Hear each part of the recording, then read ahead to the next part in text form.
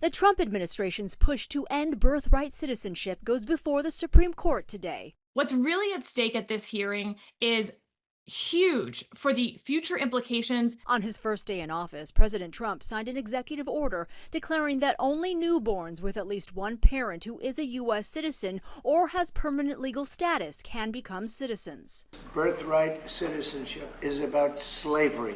It's not about tourists coming in and touching a piece of sand and all of a sudden they're a citizenship.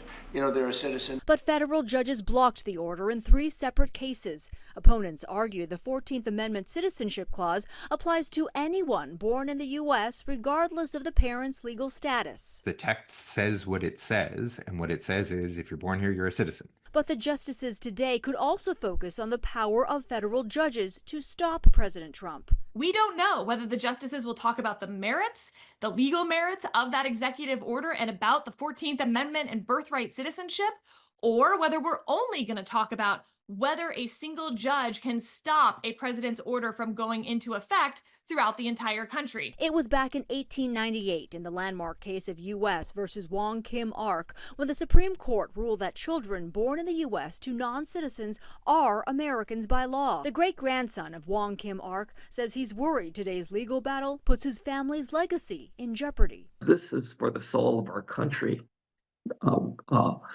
If we lose this battle, it's going to get worse. It's not just birthright citizenship at stake. The Trump administration is also hoping to dissolve orders from federal judges that blocked government layoffs and funding freezes. A decision from the court is expected by early summer. Andrea Fujii, ABC News, New York.